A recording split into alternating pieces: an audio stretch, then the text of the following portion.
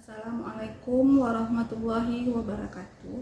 Perkenalkan, nama saya Aprima Yona Amir. Saya adalah dosen sarjana kebidanan. Pada kesempatan kali ini saya akan menjelaskan salah satu mata kuliah yang saya ampu, yaitu mata kuliah Askep Kehamilan. Mata kuliah Askep Kehamilan ini mata kuliah yang didapat di semester genap, yaitu 6 SKS. 4 SKS itu adalah teori dan 2 SKS itu adalah praktek. Adapun capaian pembelajaran pada Askep Kehamilan ini yaitu mahasiswa mampu mengidentifikasi manajemen dalam kehamilan, mahasiswa mampu memahami jadwal ANC trimester pertama, trimester kedua, dan trimester ketiga, mahasiswa mampu melakukan kunjungan ulang, mampu melakukan pemeriksaan Leopold untuk menentukan posisi janin dan usia kehamilan. Mahasiswa mampu memahami jadwal ANC atau antenatal care.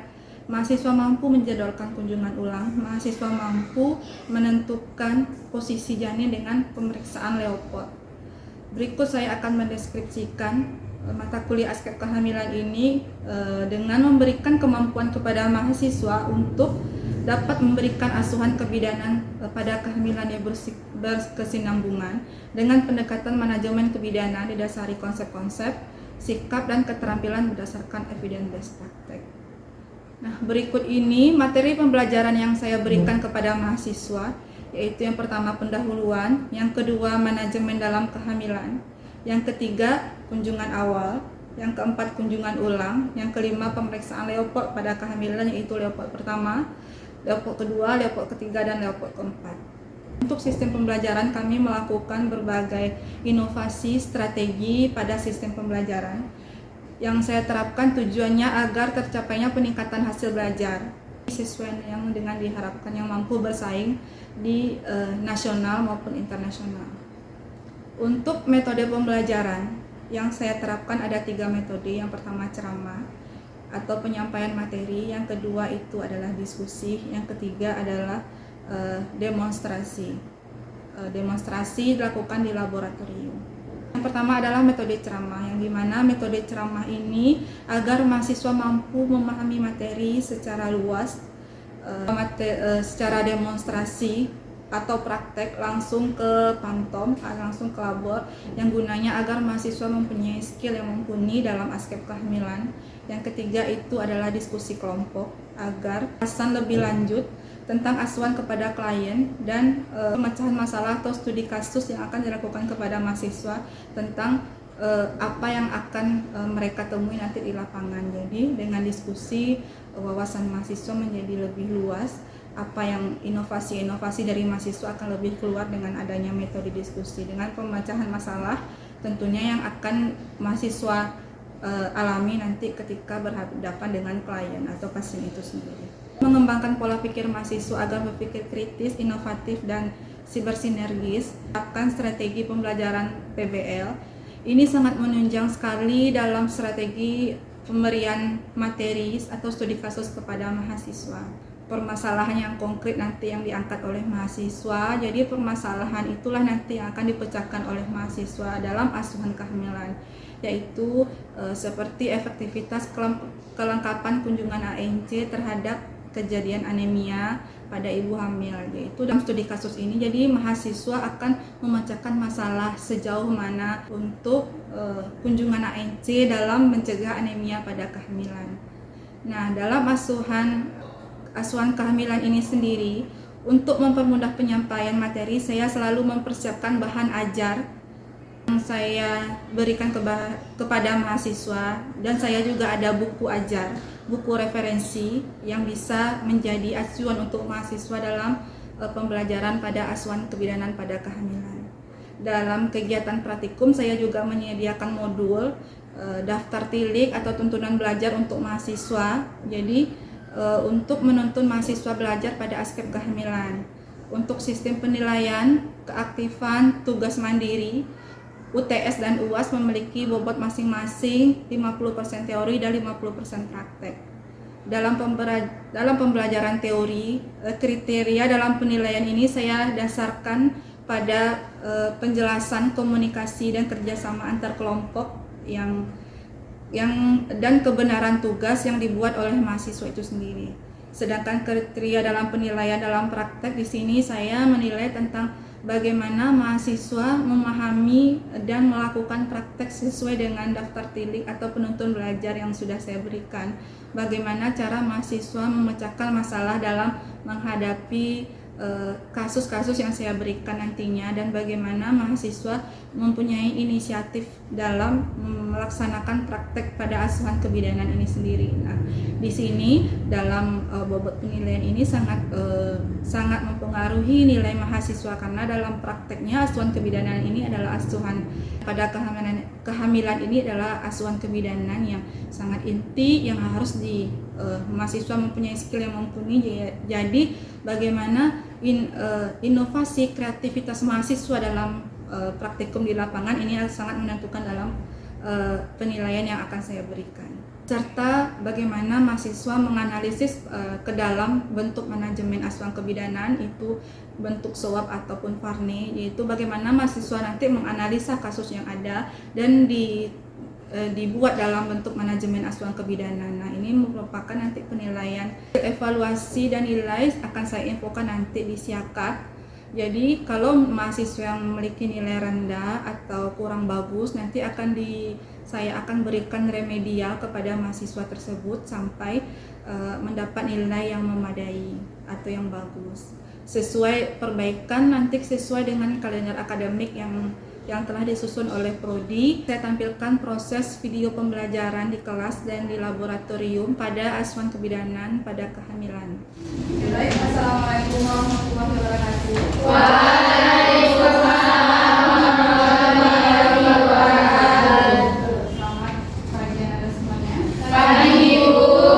Di kesempatan kali ini di pertemuan kedua kita masuk lagi di materi aspek kehamilan, yang dimana di pertemuan sebelumnya kita sudah membahas tentang tanda-tanda kehamilan itu apa. Sebelumnya itu sudah menjelaskan juga RCS tentang aspek kehamilan. Nanti kita ada pertemuan di kelas dan pertemuan di labor, itu kita ada praktek tentang pemeriksaan kehamilan. Nah, tujuan pembelajaran pada hari ini supaya Anda bisa memeriksa kehamilan khususnya pada ibu hamil trimester 1, trimester 2, dan trimester 3. Nah, untuk kita review kembali yang kita bahas di pertemuan sebelumnya, tanda-tanda kehamilan itu ada tanda bukan hamil, pasti hamil, dan kemungkinan hamil. Nah, ada yang bisa menjelaskan kembali apa yang kita bahas minggu lalu? Minggu lalu itu kita membahas tanda-tanda kehamilan. Di sana kemarin kita membahas ada yang dugaan kemungkinan hamil, terus memang dipastikan hamil, Bu. Kalau yang dugaan itu tanda-tandanya itu, Bu, salah satunya, Bu, memai atau payudara menjadi tegang, terus anoreksia, tidak adanya nafsu makan, kemudian sering kencing, Bu. Terus di tanda kemungkinan kehamilan, salah satu tanda-tandanya itu, Bu, ada tanda Hegar namanya, Bu. Tanda Hegar ini mengakibatkan hipertrofisimus menjadi panjang dan lunak. Kemudian suhu sesudah ovulasi antara 37 sampai 38, Bu. Kemudian di tanda kepastian hamil, terasa gerakan janin, kemudian ketika melakukan USG terlihat kerangka janin, kemudian teraba bagian janin ketika melakukan palpasi. Berarti Anda sudah Ibu anggap sudah bisa menjelaskan apa itu tanda-tanda kehamilan pada ibu hamil, karena ini mata kuliah yang penting. Jadi kita sekarang membahas tentang pemeriksaan Leopold pada kehamilan. Ini ada mata kuliah inti yang dimana pemeriksaan Leopold itu penting karena pada bidan pada saat pasien datang itu kita memeriksakan tentunya pasien itu untuk memeriksakan kehamilannya. Kalau pemeriksaan kehamilan tentunya kita harus bisa memeriksa Leopold, apa yang ada di fundus, apa yang ada di kulit sebagian kiri atau bagian kanan, apa yang ada di bagian terbawah pada kulit. Nah, di sini Ibu akan menjelaskan tentang pemeriksaan Leopold. Leopold itu apa? Leopold itu merupakan suatu teknik pemeriksaan yang dimana kita meraba perut yang ditemukan oleh Leopold itu sendiri. Tujuannya itu untuk menentukan posisi dan letak janin pada uterus. Nah, untuk menentukan apa yang berada di uterus ibu. dapat juga berguna untuk memastikan usia kehamilan ibu. Itu gunanya Leopod. Jadi ibu datang, kalau misalkan ibu lupa HPHT, hari pertama, hari terakhir, kita bisa menggunakan Leopod untuk menentukan usia kehamilan ibu. Itu gunanya untuk pemeriksaan palpasi Leopod ini. Selanjutnya, pemeriksaan Leopod itu terdiri dari Leopod 1 yang dimana tujuannya untuk menentukan usia kehamilan. Leopod 1 itu kita menentukan apa yang berada di fundus ibu, mengetahui bagian apa yang berada di fundus uteri. Nah, caranya yang pertama kita sesuaikan tangan kita dengan suhu ibu. Gunanya agar bayi yang berada di perut ibu, janin yang ada di perut ibu atau yang ada di uterus tadi tidak kaget ketika, karena suhu tangan kita tentu berbeda dengan suhu yang di dalam. Makanya kita harus menyamakan suhu kita dengan suhu perut ibu dengan mengusapkan kedua tangan. Lalu selanjutnya tekniknya yaitu kita posisikan ibu dengan lutut fleksi, kaki ditekuk 45 derajat. Yang kedua, kita tegangkan uterus dengan menggunakan kedua di daerah umbilikal. Jadi posisikan tangan itu, perut ibu itu berada di tengah. Kenapa harus berada di tengah? Karena supaya memudahkan kita untuk menentukan apa yang ada di fundus itu sendiri. Yang ketiga itu tentukan FU apa yang berada di fundus ibu. Misalkan nih, kalau dia keras, bundar, lalu teraba sedikit bundar dan keras, itu biasanya yang ada di fundus ibu adalah bagian kepala. Nah, kita ketahui kepala ada supura, ada tengkorak, itu kan bentuknya melengkung. Jadi itu yang kita tentukan apa yang ada di fundus itu sendiri. Nah, apabila kepala janin teraba, yaitu keras, bundar dan melenting seperti mudah digerakkan, itu berarti kepala janin. Lalu apabila itu kita teraba bokong, kalau kita posisikan dia bokong kan dia lunak, karena bokong itu kan tidak ada tengkoraknya. Kalau kepala kan ada tengkoraknya. Kurang bundar dan kurang melenting. Nah, tentunya kalau bokong kan memang kurang bundar, apalagi bokong janin yang ada kita posisikan. Bokong itu biasanya janin yang dari perut ibu kan seperti orang sujud, tentunya dia tidak bundar. Lalu dan kurang melenting, karena bokong itu kalau perbedaannya antara kepala dan bokong, kalau kepala dipegang dia akan melenting. Jadi itu adalah bokong janin. Nah, apabila itu melintang, fundus itu terasa kosong. Karena kalau melintang kan kepala di sebelah kanan atau kepala di sebelah kiri atau bokong. Jadi di sininya kosong. Makanya kalau kita memeriksakan palpasi itu, kalau posisi janinnya melintang, biasanya di fundus itu tidak teraba lagi. Sampai di sini ada pertanyaan? Cukup.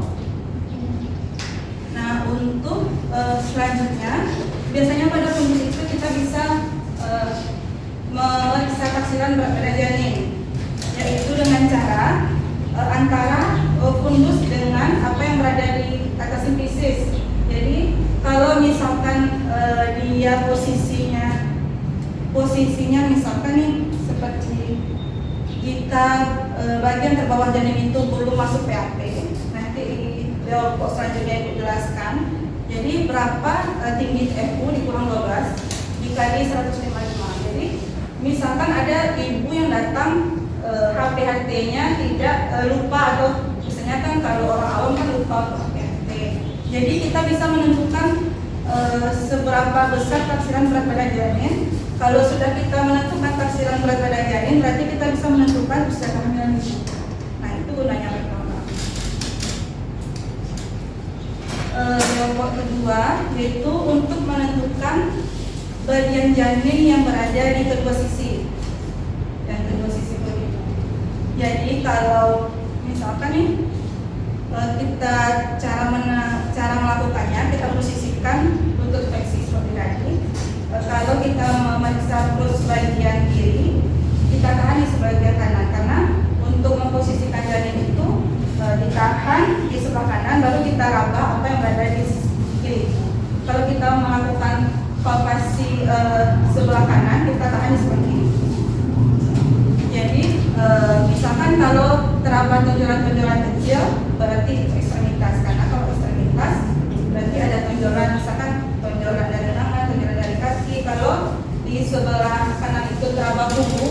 dia akan memapan. Karena kalau di punggung ada tulang, jadi dia akan terasa memapan. Itu bedanya antara ekstremitas dengan punggung. Nah, itu yang sudah dijelaskan tadi. Kalau kita bagian punggung akan terasa jelas rata atau cembung. Karena kenapa cembung? Karena bayi itu agak sedikit membungkuk, kadang-kadang posisinya lurus. Kalau bagian-bagian kecil itu biasanya akan teraba tonjolan-tonjolan, kemungkinan kaki atau ekstremitas. Nah, kelompok ketiga menentukan bagian janin yang berada di bawah perut ibu, apakah di bawah kepala atau kaki atau bokong. Jadi menentukan misalkan kenapa harus seperti ini, karena kalau dia misalkan kepalanya di bawah, pas kita meraba bagian bawah perut ibu, kepala pas berada di cekungan tangan kita, itu kita bisa menentukan apakah dia kepala ataupun bokong. Karena seperti tadi, kalau dia kepala dia keras, kalau dia bokong dia akan lunak. Tekniknya sama seperti leopard sebelumnya. Kalau lutut itu harus kita fleksikan atau kita tekuk, meletakkan ujung telapak tangan kiri pada dinding lateral kiri bagian bawah dan telapak tangan kanan di bawah perut ibu. Jadi kita tekan secara lembut dan bersamaan. Untuk leopard 3 ini gunakan tangan kanan dengan ibu jari dan keempat jarinya berada di bawah. Jadi kalau di bagian bawah pas lengkungannya itu, kalau misalkan kepala berada di lengkungan tangan, jadi memudahkan kita untuk memeriksa apa yang berada di bagian bawah. Nah, hasilnya kalau dia keras, bulat dan hampir homogen, kepala tonjolan yang lunak dan kurang simetris adalah bokong. Jadi kalau dia cekungannya simetris itu adalah kepala, kalau kurang simetris itu adalah bokong. Nah, kalau dia sudah masuk PAP atau pintu atas panggul, dia tidak bisa digoyangkan lagi karena kepala sudah masuk, tentu tidak bisa digoyangkan. Kepala sudah masuk pintu atas panggul yang berbentuk tulang. Pintu atas panggul kan, kalau misalkan kepala ini pintu atas panggul berarti sudah berada di bawah simfisis, promontorium, di belakangnya sacrum, tumbal kelima, jadi dia sudah masuk. Kalau sudah masuk ke dalam tulang panggul, tentunya kepala tidak bisa digoyangkan lagi. Gimana cara digoyangkan? Sementara dia sudah masuk ke tulang panggul kita. Nah, kalau misalkan dia masih bisa digoyangkan, berarti kepalanya masih tinggi. Makanya untuk pemeriksaan yang ketiga ini perlu sedikit latihan agar kita bisa menentukan apa yang berada di bawah, di fundus atau di bagian kiri kanan. Nah, level keempat itu untuk mengkonfirmasi ulang bagian apa yang berada di bawah perut ibu. Kita kenal dengan konvergen, divergen, dan sejajar. Nah, di sini kalau misalkan ujung jarinya bertemu berarti konvergen, kalau sejajar dan divergen. Kalau divergen berarti semua kepala sudah masuk ke pintu atas panggul. Kalau dia sejajar setengah, kalau masih bertemu berarti belum masuk ke pintu atas panggul. Selain itu, untuk memfiksikan bagian tersebut ya di arah pintu atas panggul, kita letakkan jari-jari tangan kanan di antara tangan kiri dan simfisis. Jadi antara simfisis dengan bagian terbawah, apa yang berada di bagian terbawah, jadi kita harus memposisikan jari itu. Kalau dia bertemu itu dia masih konvergen, kalau dia sejajar itu berarti setengah dari kepala yang masuk. Kalau dia sudah masuk semuanya, berarti dia kepala sudah masuk ke PAP. Kita akan bertemu. Untuk materi hari ini tentang pemirsa leopard, setelah di kelas ini kita akan nanti praktek di labor. Jadi untuk supaya Anda lebih fasih lagi untuk menentukan apa yang berada di bagian bawah perut ibu, karena leopard ini adalah mata kuliah inti dalam kebidanan. Kalau misalkan tidak bisa memeriksakan kehamilan, gimana caranya menjadi seorang bidan yang profesional? Sampai di sini ada pertanyaan? izin Bu, kenapa pada usia kehamilan kurang dari 12 minggu tidak dilakukan pemeriksaan yang keempat? Pertanyaan bagus sekali ya. Kenapa pada usia kurang dari 12 minggu pemeriksaan level 4 tidak dilakukan? Itu karena pada usia kehamilan kurang dari 12 minggu tentunya masih teraba-aba. Kalau pada zaman itu cuma bunda seperti telur ayam aja yang teraba, makanya pada usia kurang dari 12 minggu level 4 itu tidak dilakukan. Karena kalau kita belajar sebelumnya usia kehamilan dan besarnya usia kehamilan tentunya kalau 12 minggu masih 3 jari di atas spesies, masih sebesar telur ayam. Jadi tidak dilakukan karena belum karena kategori untuk level 4 itu kalau sudah di trimester ketiga. Oke, untuk mata kuliah hari ini ada pertanyaan lagi atau cukup mengerti? Cukup. Oke, untuk di pertemuan selanjutnya silakan Ananda baca materi tentang pemeriksaan ANC. Itu kita ada 10 standar pemeriksaan ANC yang terbaru 2022. Di 2022 itu sudah dikeluarkan tentang 10T standar pemeriksaan ANC yang terbaru. Silahkan dicari materinya. Sebelum kita masuk kita akan review kembali standar pemeriksaan ANC yang kita lakukan tadi. Oke, sampai di sini kelas pada hari ini. Terima kasih untuk perhatiannya. Assalamualaikum warahmatullahi wabarakatuh. Waalaikumsalam warahmatullahi wabarakatuh. Terima kasih Bu. Kemarin sudah Ibu jelaskan bagaimana cara pemeriksaan kehamilan. Itu kita meriksa namanya level 1 sampai level 4.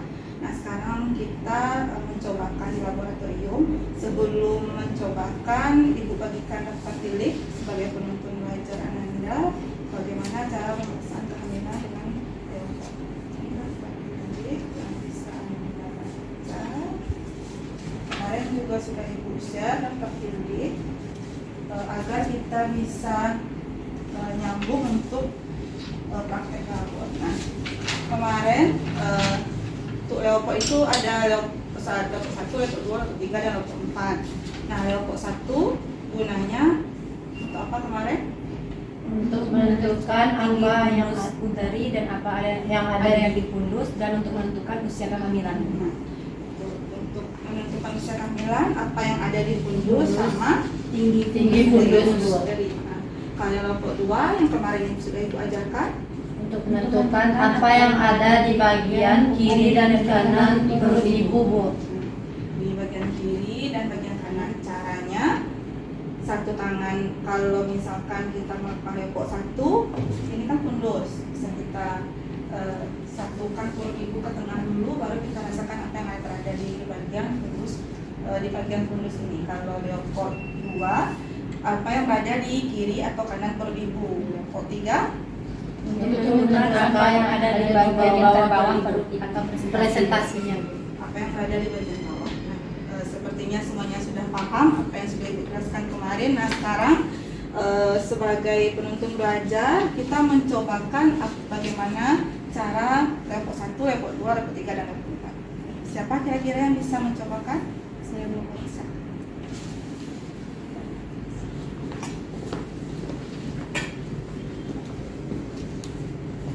Baik, yang pertama sebelum kita mulai melakukan report terlebih dahulu, setelah kita cuci tangan, kita hangatkan terlebih dahulu tangan kita. Setelah itu, report pertama yaitu mengumpulkan terlebih dahulu, di mana report 1 itu bertujuan untuk mengetahui tinggi fundus uteri dan apa yang berada di fundus serta berapa usia kehamilan ibu. Setelah kita kumpulkan, sudah dapat tinggi fundus uteri dan kita mengetahui usia kehamilan di mana didapatkan 3 jari di bawah PX yaitu 38 minggu. Selanjutnya itu diraba, teraba, bulat, lunak, tidak melenting, kemungkinan bokong janin. Selanjutnya yaitu di level 2 untuk menentukan apa yang berada di bagian kiri dan kanan perut ibu. Tangan kiri menahan dan tangan kanan meraba. Tidak teraba tonjolan-tonjolan kecil, kemungkinan ekstremitas janin. Selanjutnya yaitu bagian kanan perut ibu. Bagian kanan perut ibu teraba, keras, panjang, dan memapan, kemungkinan punggung janin. Selanjutnya yaitu Leopard 3 untuk menentukan apa yang ada di bagian bawah perut ibu atau presentasi, di mana tangan kiri difundus menahan dan tangan kanan di bawah. Teraba, bulat, keras, melenting, dan kepala tidak bisa digoyangkan lagi, kemungkinan kepala sudah masuk PAP. Selanjutnya yaitu Leopard 4. Leopard 4 menentukan seberapa jauh kepala masuk PAP. Dengan cara ada 3. Jika jari kanan dan jari kiri masih bertemu, berarti kepala belum masuk PAP, yang dinamakan dengan konvergen. Jika tangan seperti ini, yaitu sejajar, berarti sebagian kepala sudah masuk PAP. Jika tangan sudah semuanya seperti ini, berarti keseluruhan kepala sudah masuk PAP. Setelah dicobakan sama temannya tadi, jadi kita paham bagaimana cara pemeriksaan Leopard. Seperti apa Leopard 1, apa yang ada di fundus, Leopard 2, Leopard 3, Leopard 2 apa yang ada di kiri kanan perut ibu, Leopard 3 apa yang ada di bawah, dan Leopard 4 seberapa jauh kepala janin masuk ke PAP. Ibu rasa semua sudah paham, nanti kita cobakan satu persatu untuk pemeriksaan Leopard. Selanjutnya di pertemuan selanjutnya kita belajar tentang bagaimana cara mendiagnosa kehamilan, baik itu ibu primi maupun ibu multilara. Selanjutnya silakan Anda cobakan satu persatu sesuai dengan apa yang ada di tilik dan penuntun belajar. Kalau misalkan nanti ada yang tidak paham, kita ulangi lagi sampai Anda paham bagaimana cara melakukan. Ada pertanyaan sampai di sini? Tidak. Oke, terima kasih. Assalamualaikum warahmatullahi wabarakatuh. Waalaikumsalam warahmatullahi wabarakatuh.